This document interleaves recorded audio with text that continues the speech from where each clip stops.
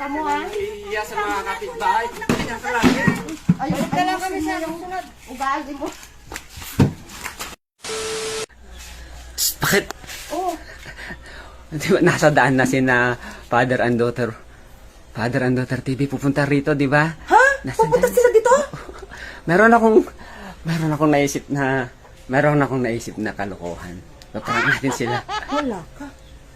Prank na naman, baka magalit sila. Hindi. Ayan lang natin. Sabihin na natin prank na pag medyo na. Nasaan na ba sila? Malapit na sila.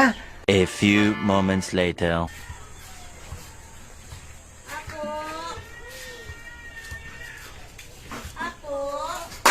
Yan lang ang sinasabi ko sa'yo eh. Kanina ko pa sinasabi sa'yo na Teka nga! Minahal ka nga! Sandali lang! ayaw ako sundin. Ayaw ako sundin. Huwag ka na talaga! Sumusubra ka na! Sumusubra ka na! Di ka lang nalambing kagabi! Ano na lang? Di ka pinagsasabi mo. Parang, Sabi ko sa'yo. Kuya, tama na yan. parang ako. Sige, matatamaan ka sa akin. Utusan kita. Tumigil ka na, kagabi ka pa. Kuya, tama na kuya. Tama na din, tama na. Kuya, tama na. Ay, mag-amay. Pag hindi ka nalalambing, ganyan ka na. Masyado ka na ha.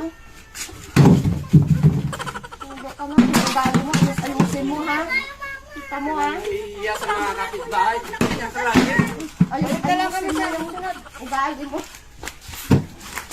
Oy, alis na sila.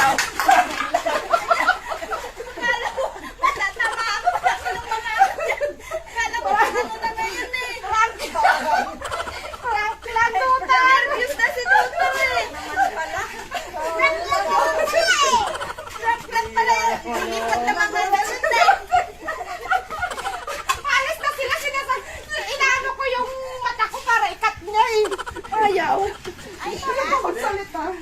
Nagulat sila mga kalakal. Sino ako? Kala mo na sana sililipat ng mga ganun eh. Kala talaga kami. Ganun talaga. Kasi alam namin pupunta kay Rizzo. Dito na kasi dati. Ano naman?